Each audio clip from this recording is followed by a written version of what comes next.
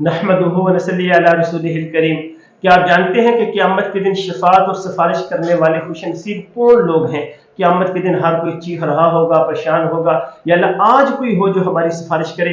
और उस दिन कुछ खुश नसीब होंगे जिन्हें अल्लाह इजाज़त देगा, वो सिफारिश करेंगे। सबसे बड़ी सिफारिश शफाअत कुबरा जिस हस्ती के लिए होगी वो नबी अकरम सल्लल्लाहु अलैहि वसल्लम है।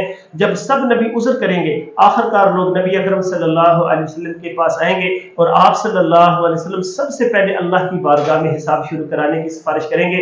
फिर गुनाहगार अहले ईमान के लिए शफाअत करेंगे, फिर दोज़ख से निकालने की शफाअत करेंगे, फिर दर्जात बुलंद करने की शफाअत करेंगे। और नंबर 2, कुरान का हाफिज अपने खानदान के 10 लोगों के लिए सिफारिश करेगा जिन पर जहन्नम वाजिब हो गई।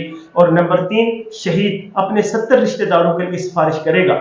और नंबर 4, आलिम दीन, जो आलिम जितने लोगों को नेकी, दीन और भलाई सिखाता है वो आलिम दीन इनके लिए दुनिया में दुआ का जरिया और आखिरत में शिफात का हकदार। और नंबर 5, हाजी, बाज़ रवायात में आया 400 लोगों की सिफारिश करेगा।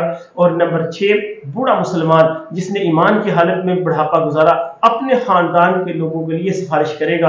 और नंबर 7, नेक साले औलाद अपने वालिदैन के लिए सिफारिश करेगी। और नंबर 8, रोजादार बंदा जिसने सब्र से अल्लाह को राजी किया। नंबर 9, छोटी औलाद जो कम उम्र में फौत हो गई थी वो अपने वालिदैन को जन्नत में दाखिल कराएंगे। और नंबर 10, नेक दोस्त अपने दोस्तों के लिए सिफारिश करेंगे।